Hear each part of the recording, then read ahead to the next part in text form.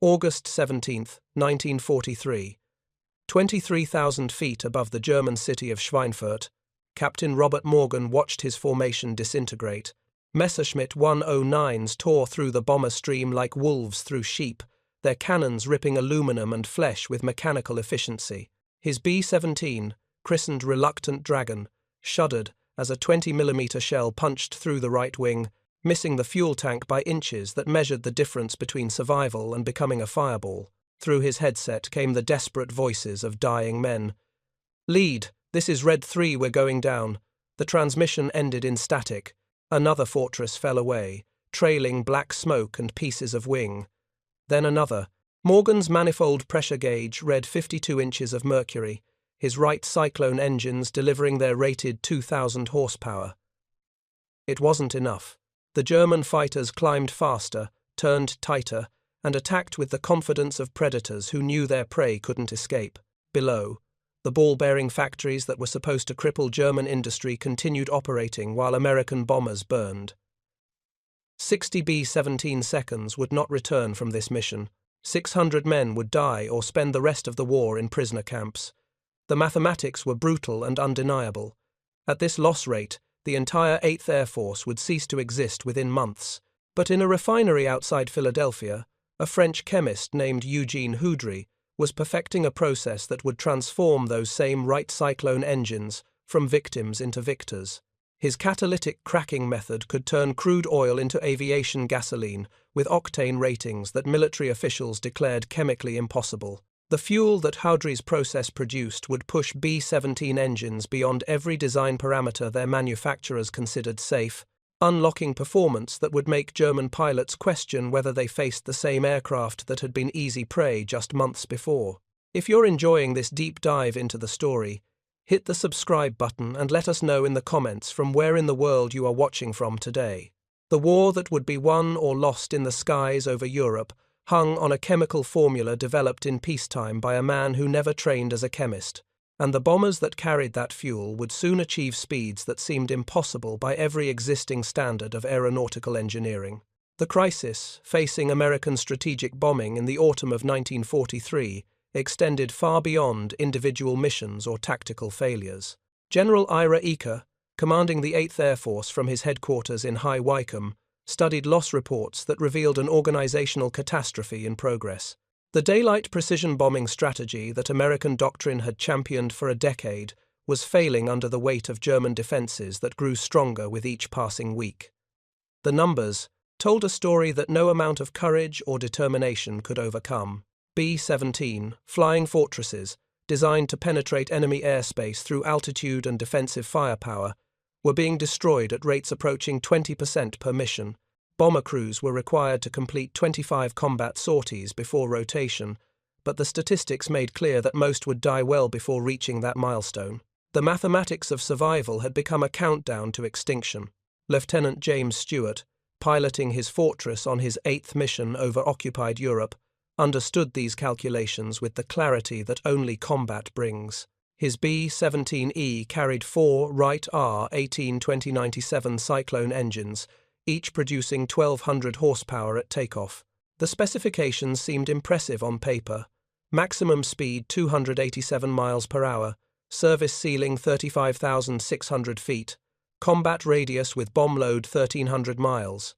But specifications meant nothing when Focke-Wulf 190 fighters climbed vertically through bomber formations, their BMW 801 engines, delivering 1,700 horsepower that translated into performance advantages measured in the seconds it took to position for a killing shot. The German pilots had learned to attack head-on, exploiting the B-17's weakest defensive arc, while their aircraft's superior power-to-weight ratio negated every tactical advantage American doctrine had assumed would protect the bombers. Stewart's co-pilot, Second Lieutenant Michael Chen, monitored the engine instruments during their climb to altitude over the English countryside. Manifold pressure held steady at 52 inches of mercury. Cylinder head temperatures remained within normal operating limits. Fuel consumption matched the performance charts exactly. Everything functioned as designed, and that was precisely the problem. The B-17's engines were already operating at the limits of what metallurgy and thermodynamics allowed. The Wright Cyclone R, 1820, represented the pinnacle of radial engine development in 1942. 9 cylinders arranged in a single row, displacing 1,823 cubic inches, turning at 2,300 rpm. The compression ratio of 6.7 to 1 had been carefully calculated to extract maximum power from 87-octane aviation gasoline without triggering the spontaneous combustion known as detonation, that could destroy an engine in minutes. But superior engineering meant nothing when the enemy possessed engines that delivered more power from lighter airframes. The Focke-Wulf 190's BMW 801 produced 1,700 horsepower, while weighing hundreds of pounds less than the American Radial. The Messerschmitt 109's Daimler-Benz 605 delivered similar power through liquid cooling that allowed higher compression ratios. German fighters climbed faster, accelerated quicker, and maintained combat power at altitudes where American bombers struggled to maintain level flight. The technical disparity became devastatingly clear during missions deep into German airspace. Stuart had watched faster bombers in his formation attempt to outrun pursuing fighters, only to discover that maximum speed meant nothing when the enemy could maintain pursuit while climbing. He had seen other pilots try to gain altitude advantage, only to find German interceptors waiting above them with energy to spare for multiple attack passes. The defensive strategy that American doctrine had promised would protect bomber formations proved inadequate against enemies who understood how to exploit power advantages. The B-17's 1350 caliber machine guns created impressive firepower on paper, but German pilots had learned to attack from angles where defensive guns couldn't track fast enough to engage targets closing at 400 miles per hour. Master Sergeant Frank Walsh, chief mechanic for Stuart's bomber group at RAF Molesworth, understood the technical limitations better than most pilots. He had maintained radial engines since before Pearl Harbor, and his practiced eye could read mechanical stress in the pattern of oil consumption and metal wear. The Wright Cyclones powering the B-17 fleet were reliable engines operating within conservative parameters, but reliability meant nothing when the enemy possessed decisive performance advantages. Walsh had studied intelligence reports describing German fighter tactics, and the pattern was clear. Luftwaffe pilots exploited speed and climb rate to dictate every aspect of aerial combat. They chose when to engage, from what angle to attack, and when to disengage before defensive fire could threaten them. American bomber gunners were brave and well-trained, but bravery couldn't compensate for the simple physics of closing speeds and deflection angles. The fuel flowing through American bomber engines in the autumn of 1943 carried an octane rating of 87, produced through thermal cracking processes that had changed little since the 1920s. Crude oil was heated under pressure until large hydrocarbon molecules broke apart into smaller chains suitable for gasoline.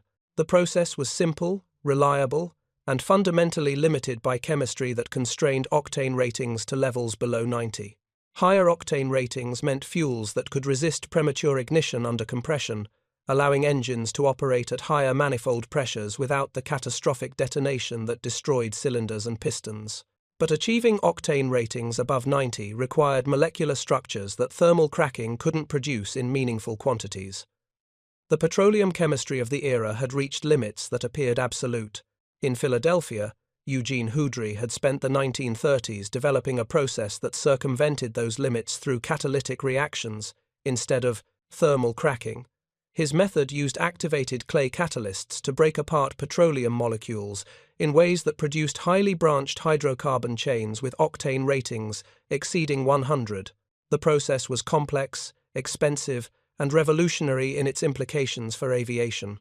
Houdry had been born in France in 1892, receiving training as a mechanical engineer before serving in the Tank Corps during the First World War.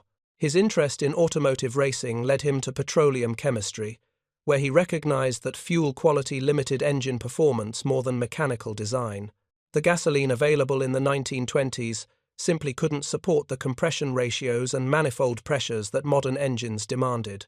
His catalytic cracking process went into commercial operation at Sun Oil's Marcus Hook refinery in 1937, producing high-octane gasoline for civilian automotive use. The timing proved fortuitous. Within 2 years, war would create desperate demand for aviation fuel, with performance characteristics that exceeded anything petroleum chemistry had previously achieved. The transition from laboratory curiosity to military necessity accelerated in 1939, when the Royal Air Force began purchasing American hundred-octane aviation gasoline produced through Houdry's process. British engineers had discovered that their Rolls-Royce Merlin engines could operate at significantly higher manifold pressures when burning fuel with octane ratings above 90. The performance improvements were dramatic. Spitfires and Hurricanes suddenly possessed speed and climb advantages that German intelligence had not anticipated. By the summer of 1940, during the Battle of Britain, Houdry's refineries were producing 90% of the catalytically cracked aviation gasoline shipped to British forces. The high-octane fuel allowed RAF fighters to match and exceed the performance of German aircraft that had dominated the skies over France just months earlier. Luftwaffe pilots found themselves engaging enemies whose aircraft performed beyond known specifications, a technological surprise that contributed significantly to Britain's survival. American military planners observed these results with intense interest. If hundred-octane fuel could transform single-engine fighters, what might it accomplish for four-engine bombers whose mission success depended on reaching targets deep in enemy territory? The potential implications extended far beyond individual aircraft performance to reshape the entire strategic bombing campaign.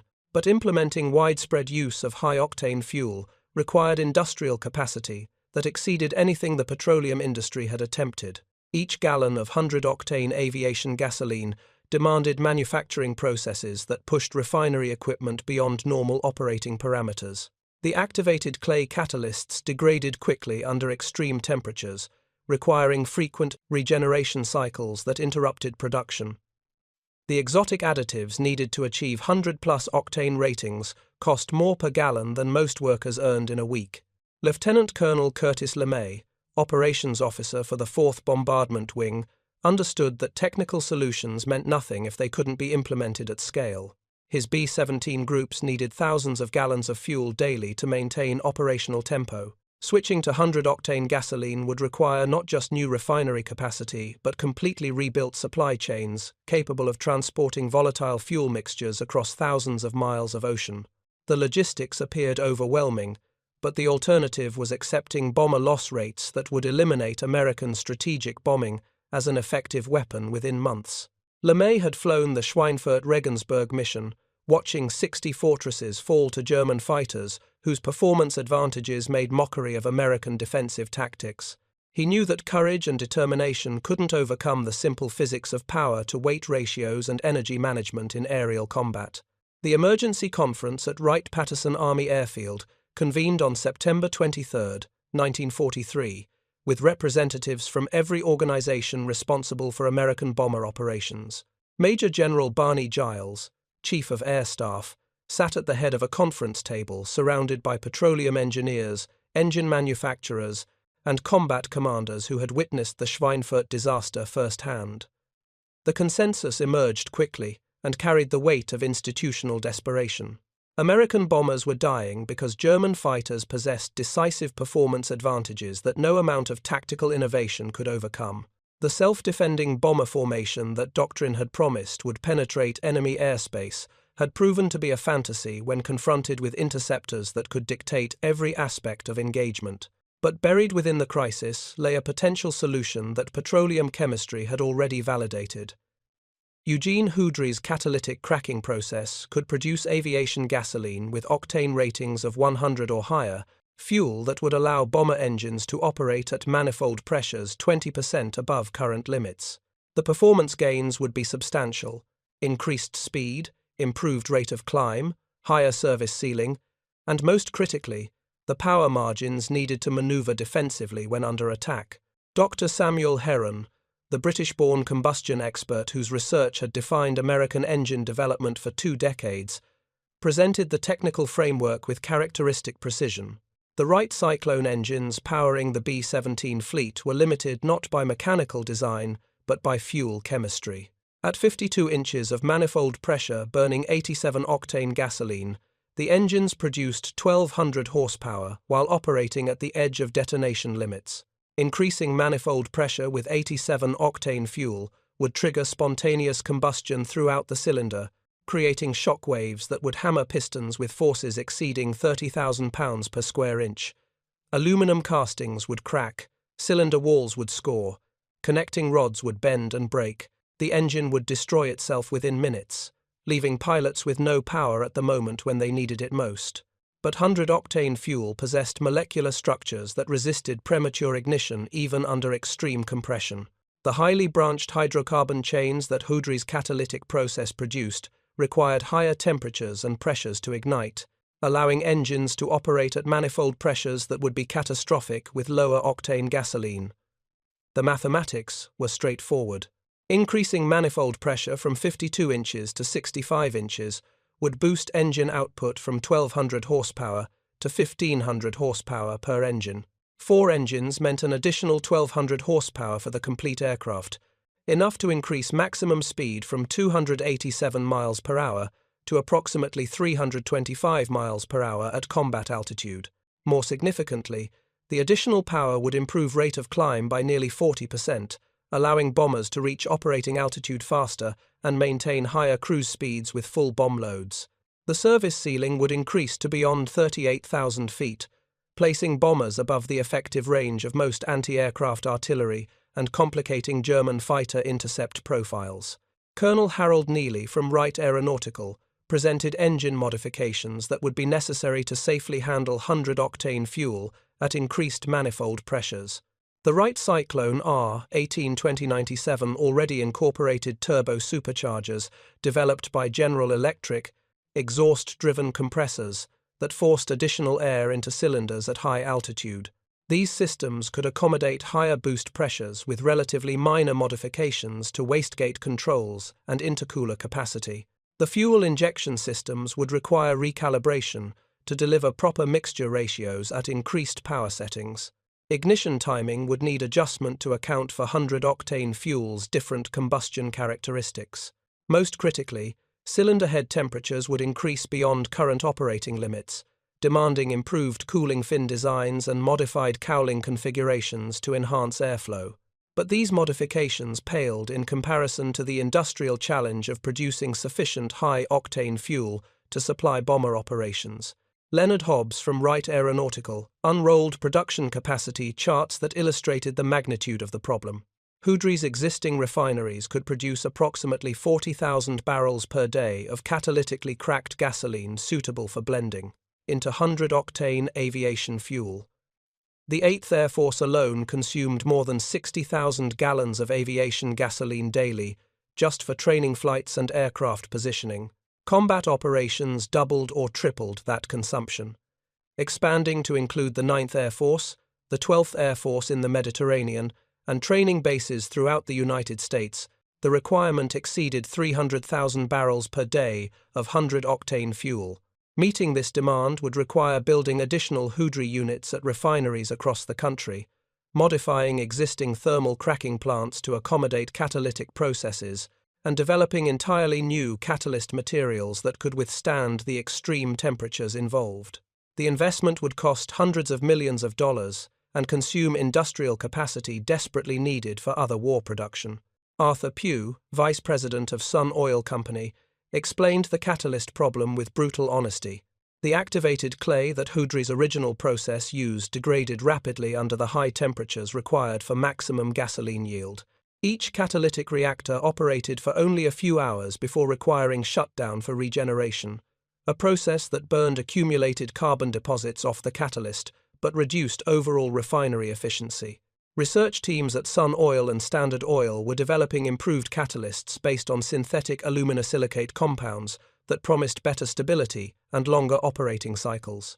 But perfecting these materials would require months of testing under production conditions, and any failures during scale-up could delay implementation by a year or more. Major Robert Morgan, having survived the Schweinfurt mission by margins measured in inches, listened to the technical discussions with the focused attention of a man who understood that chemistry would determine whether he lived or died on future missions. The engineers spoke of octane ratings and manifold pressures, but Morgan heard the translation in tactical terms: speed to escape pursuing fighters, climb rate to gain altitude advantage, power margins to maneuver defensively. He had watched German fighters position themselves above bomber formations, diving through defensive fire with speed that made accurate tracking impossible. He had seen Focke-Wulfs climb vertically through formations, their pilots confident that American bombers couldn't follow or escape. Every tactical disadvantage traced back to engines that couldn't produce sufficient power to compete with lighter, faster interceptors. If Houdry's fuel could deliver the performance improvements that engineers promised, the tactical equation would shift fundamentally. Bombers with 325 miles per hour maximum speed could outrun many German fighters in level flight, particularly at high altitude where thin air reduced engine performance for conventionally aspirated aircraft. The improved climb rate would allow formations to reach operating altitude faster, reducing exposure time during the vulnerable assembly phase. Most critically, additional power would enable evasive maneuvering that was currently impossible with fully loaded bombers.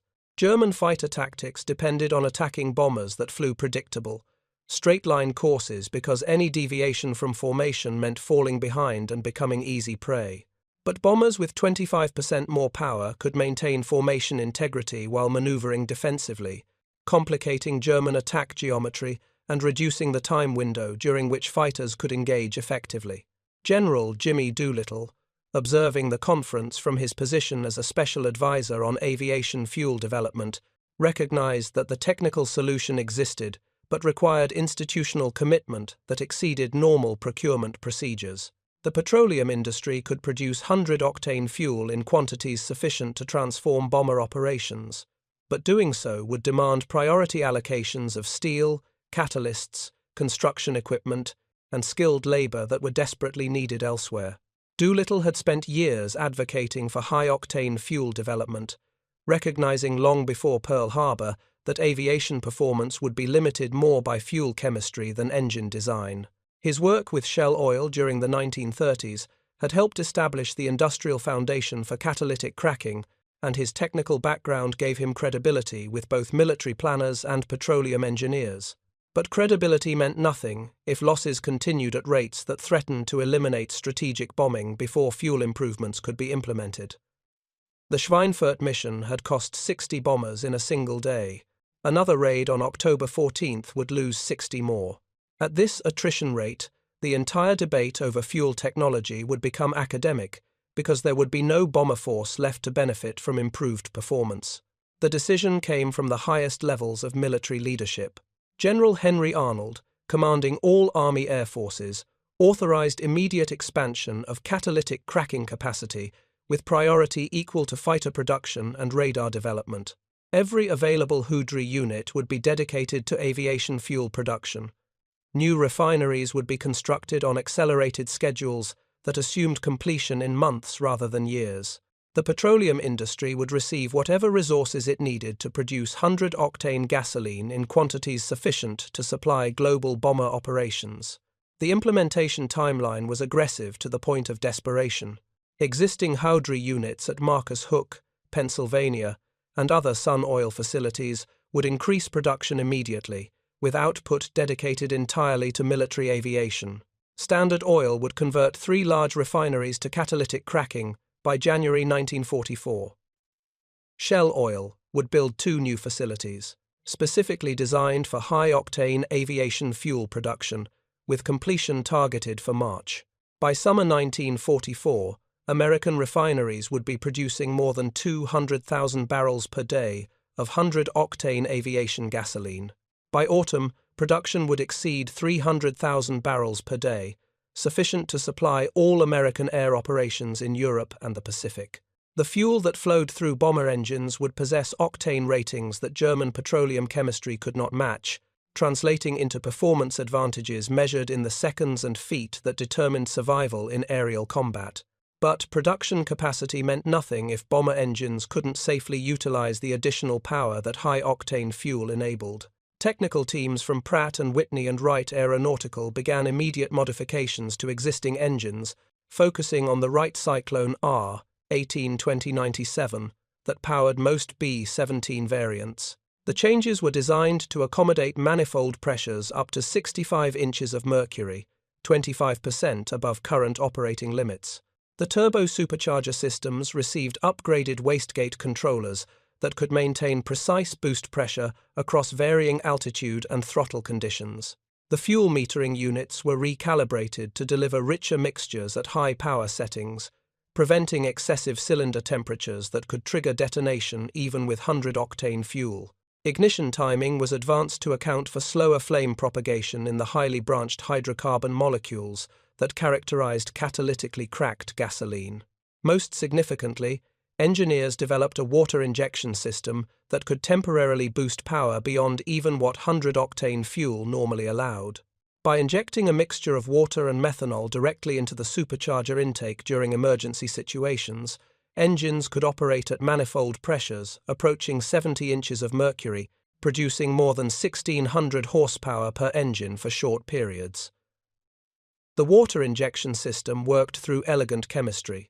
Water absorbed combustion heat, reducing cylinder temperatures and preventing the hotspots that triggered detonation. Methanol possessed octane ratings exceeding 130, further improving the fuel mixture's resistance to premature ignition. Together, they enabled power settings that would destroy engines within minutes when burning gasoline alone. This emergency power setting, officially designated War Emergency Power, would give bomber pilots a tactical option that had never existed before: the ability to temporarily match or exceed German fighter performance during critical phases of combat. A B-17 operating at war emergency power could achieve speeds exceeding 320 miles per hour and climb rates approaching 3,500 feet per minute, transforming a heavy bomber into an aircraft that could briefly maneuver like a fighter. The limitations were severe. War emergency power could be maintained for only 5 to 10 minutes before engine temperatures exceeded safe limits. The water-methanol mixture consumed tank capacity that reduced overall range. The extreme cylinder pressures accelerated engine wear, reducing time between overhauls. But for pilots facing attacking fighters, 5 minutes of superior performance could mean the difference between reaching home base or becoming another statistic in loss reports. Lieutenant James Stewart and his crew learned about the fuel improvements during a technical briefing at RAF Molesworth in late November 1943.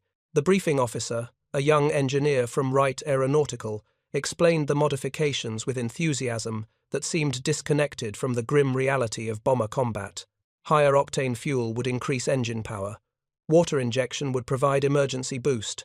Performance would improve across every flight regime. Stewart's bombardier, Second Lieutenant Thomas Hayes, asked the question that every combat crew member was thinking: would these improvements actually make a difference against German fighters, or were they just another technical solution that would fail when tested under combat conditions? The engineer's answer was honest in its uncertainty. Ground testing showed dramatic performance gains. Wind tunnel data suggested significantly improved aerodynamic efficiency at higher speeds. But only combat operations would reveal whether chemistry could overcome the tactical advantages that German fighters had enjoyed for more than a year. Master Sergeant Frank Walsh supervised the installation of modified fuel systems on Stewart's B-17 during early December.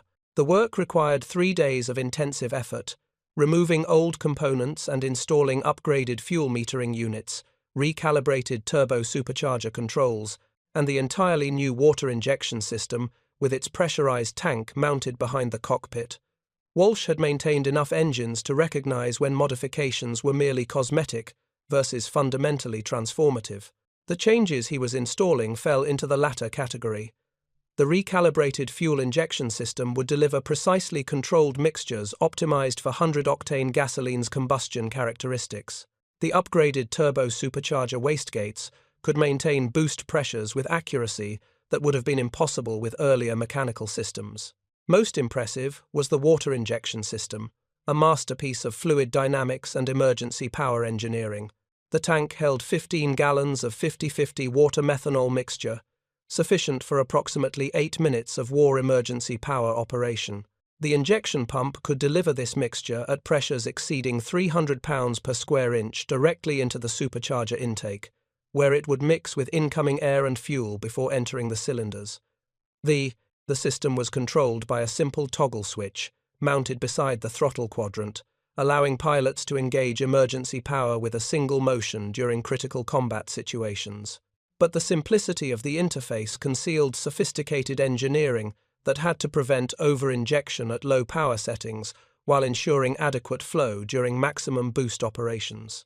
The first test flight with 100-octane fuel and modified engines occurred on December 9, 1943. Stewart and his crew climbed through overcast skies above the English countryside, monitoring engine instruments with intensity, born from understanding that they were testing systems that might determine their survival on future missions.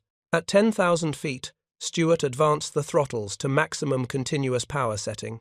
The manifold pressure gauges climbed smoothly to 60 inches of mercury, 5 inches beyond what had been possible with 87-octane fuel. Engine temperatures remained within normal operating limits. The characteristic whine of the turbo superchargers maintained steady pitch instead of the irregular rasp that had signaled mechanical distress with earlier fuel formulations. The performance difference was immediately apparent. The B-17 accelerated through 260 miles per hour in level flight, continuing to gain speed until the airspeed indicator registered 295 miles per hour at 12,000 feet. This represented a 28-mile-per-hour increase over previous maximum speed with the same aircraft configuration and bomb load. Rate of climb improved even more dramatically. Stewart pulled back on the control column and watched the vertical speed indicator needle swing to 3,000 feet per minute, nearly 40% better than previous performance. The bomber climbed through 15,000 feet in less than 5 minutes, reaching operational altitude faster than German fighters could normally intercept formations during assembly. But the real test would be the water injection system and its promise of war emergency power that could temporarily transform a heavy bomber into something approaching fighter performance. At 20,000 feet, with the aircraft in level flight and engines stabilized at normal cruise power, Stewart flipped the water injection toggle switch, mounted beside the throttle quadrant. The transformation was violent and immediate. All 4 Wright Cyclone engines, previously producing a combined 4,800 horsepower, suddenly generated more than 6,000 horsepower as the water-methanol mixture flooded into the supercharger intakes. The bomber surged forward as if catapulted, accelerating through 300 miles per hour within 30 seconds. Stewart eased back on the control column and the B-17 climbed at 3,800 feet per minute, a rate that exceeded most single-engine fighters and approached the performance of German interceptors. The manifold pressure gauges showed 68 inches of mercury across all 4 engines. Cylinder head temperatures climbed rapidly but remained within redline limits. Most remarkably, the engines maintained smooth operation without the roughness that had characterized earlier attempts to extract emergency power from radial engines. For 3 minutes, Stewart held the aircraft in a maximum performance climb, gaining altitude at rates that would have been impossible just weeks earlier.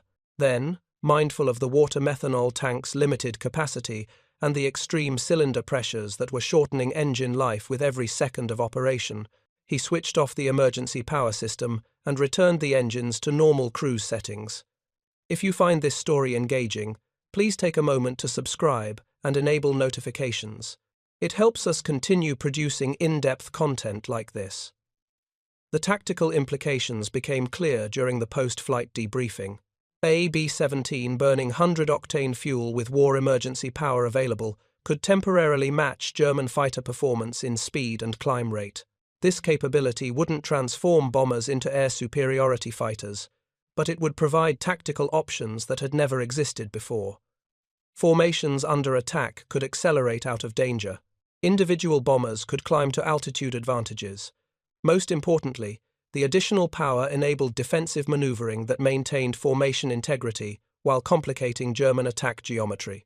Colonel Curtis LeMay, reviewing the test data from his headquarters, recognized that fuel chemistry had accomplished what tactical innovation and increased firepower could not. It had given American bombers the performance margins needed to survive in hostile airspace against determined fighter opposition. The challenge now was implementing these improvements across hundreds of bombers while maintaining operational tempo against targets deep in German territory.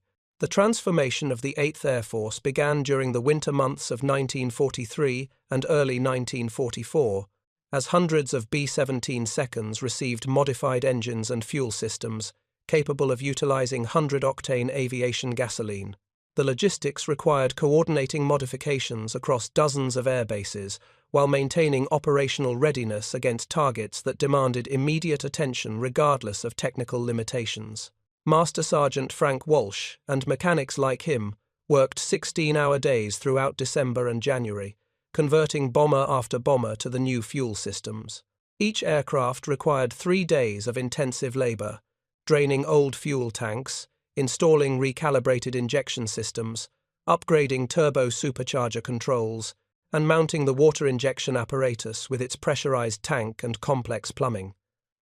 The work was tedious and demanding, performed in unheated hangars during the coldest British winter in decades, but the mechanics understood that every hour they invested translated directly into survival margins for crews who would carry their work into combat.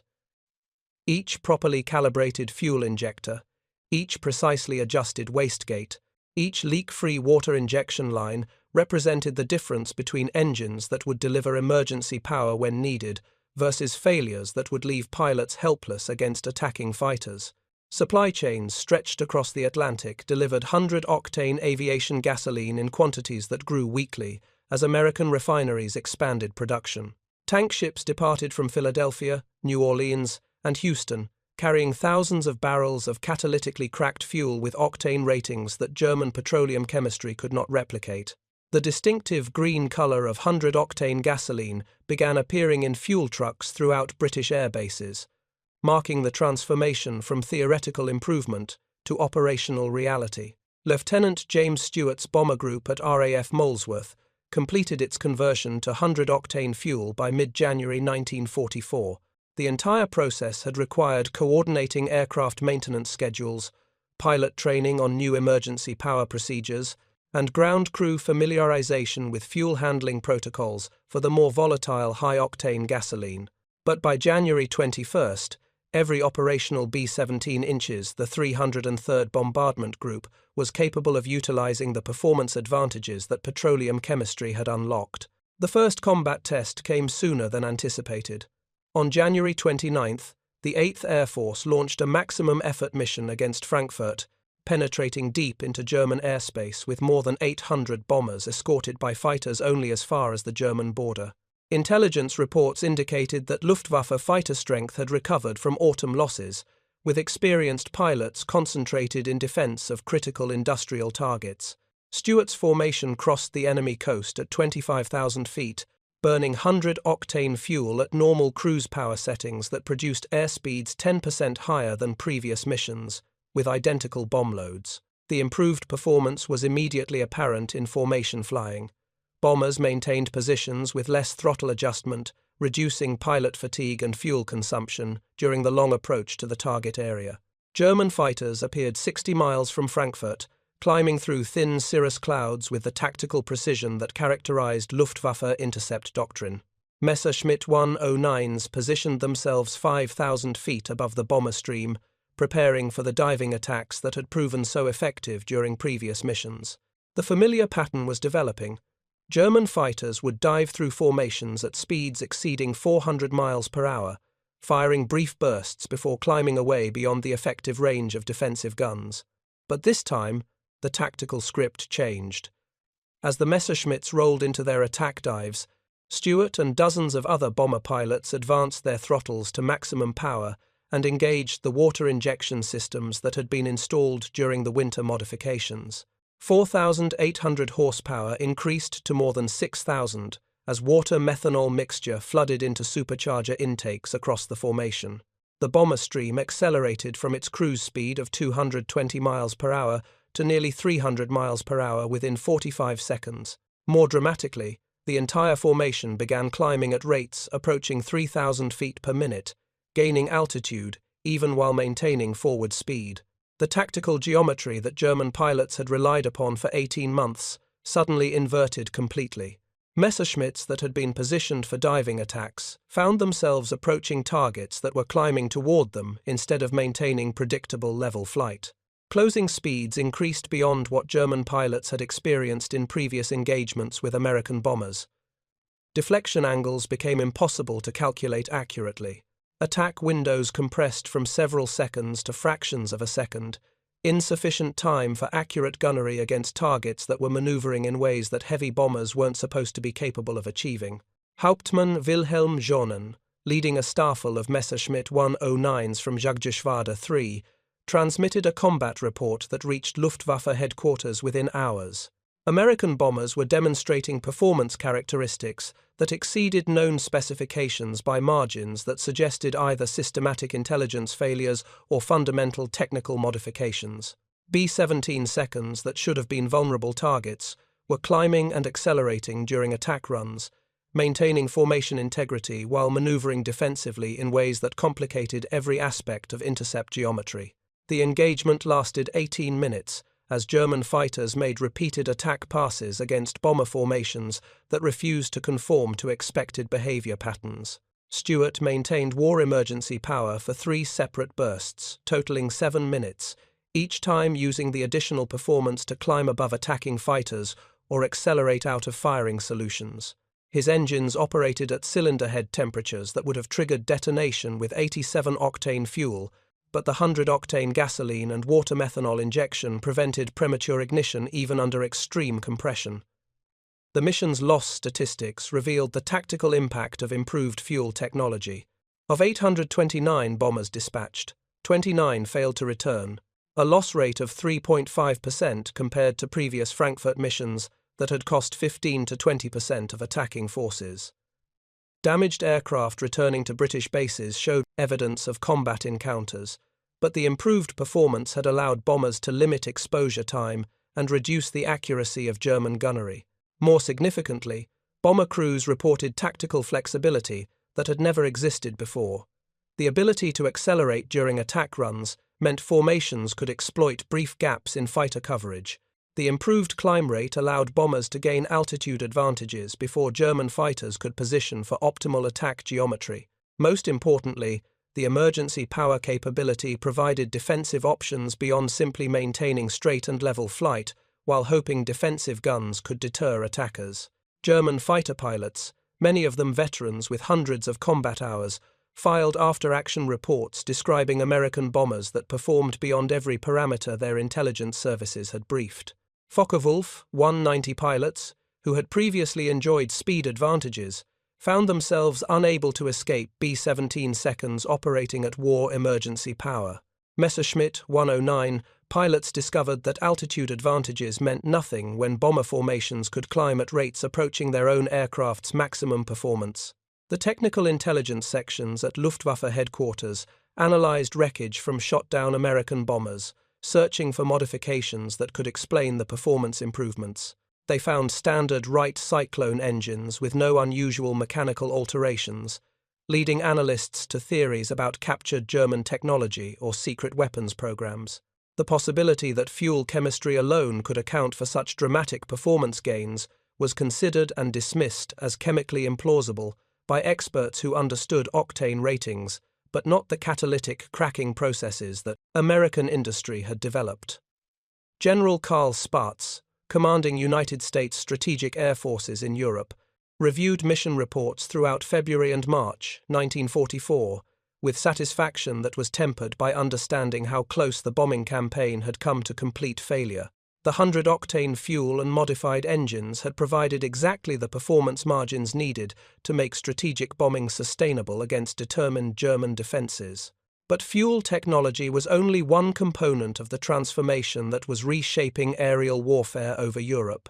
Long-range P-51 Mustang fighters, themselves benefiting from 130-octane fuel that enabled even more dramatic performance improvements, began escorting bomber formations all the way to targets deep in Germany.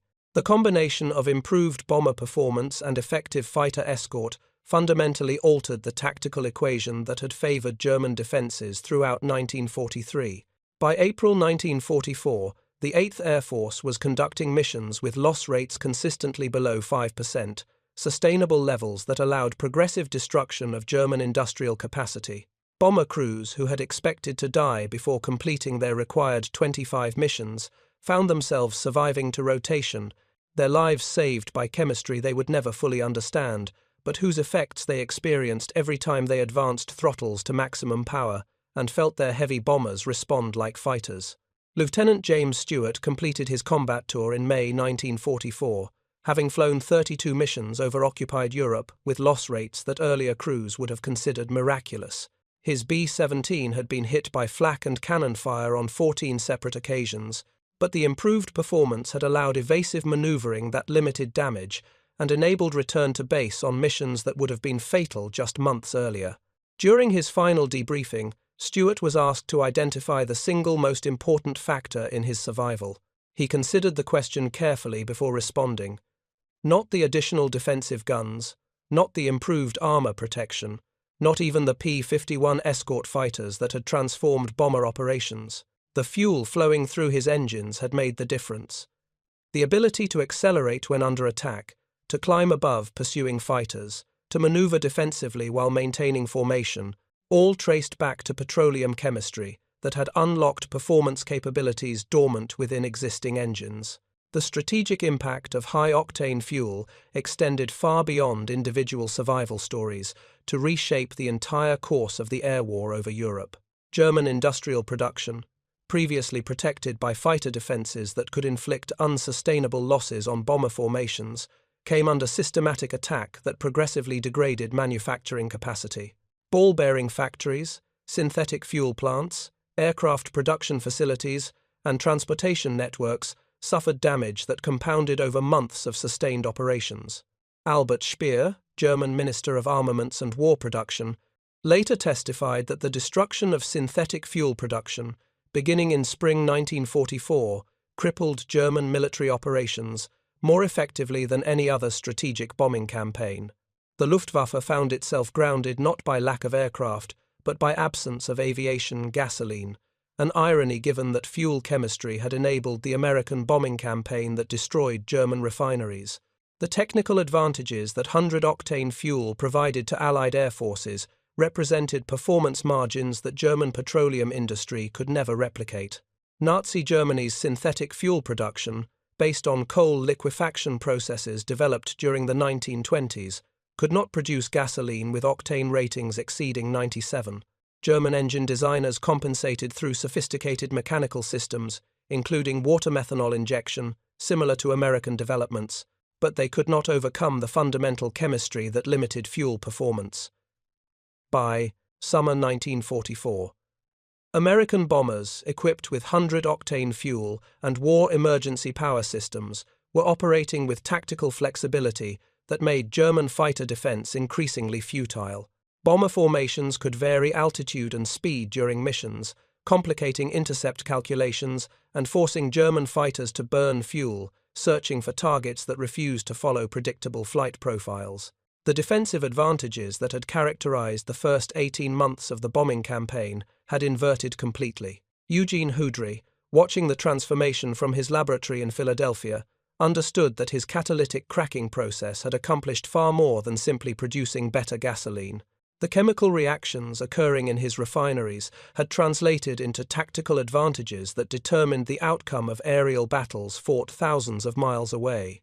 Every bomber that returned safely, every mission completed with sustainable losses, every German factory destroyed, traced back to petroleum molecules rearranged through catalytic processes he had perfected during peacetime. The war would continue for another year, but the question of air superiority over Europe had been answered definitively by spring 1944.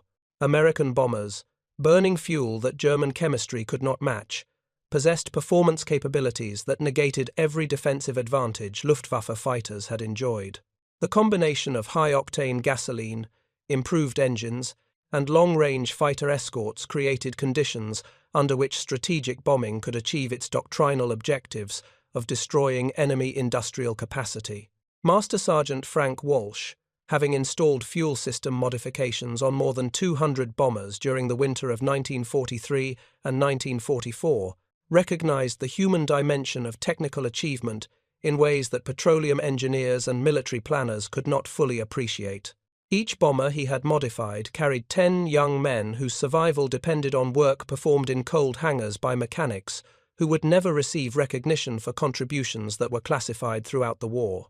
The fuel injectors he had calibrated, the turbo supercharger wastegates he had adjusted, the water injection systems he had installed with meticulous attention to leak prevention, all represented the difference between engines that would deliver emergency power when needed versus mechanical failures that would leave crews helpless.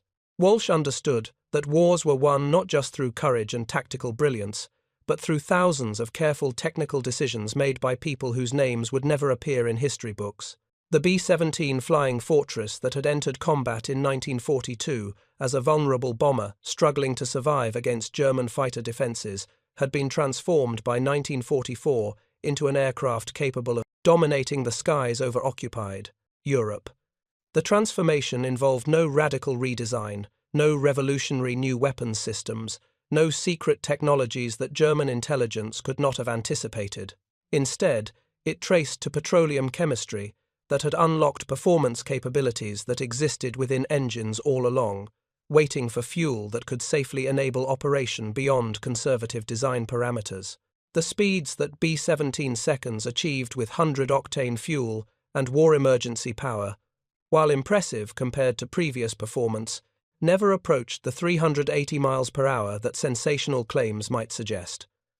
Maximum speed with war emergency power reached approximately 325 miles per hour at optimal altitude, a substantial improvement over the 287 miles per hour that standard fuel and power settings produced, but still firmly within the realm of achievable performance rather than physics-defying miracles. Yet those 38 additional miles per hour, combined with improved climb rate and the ability to sustain high power settings without mechanical failure, provided exactly the margins needed to make strategic bombing viable against sophisticated defenses.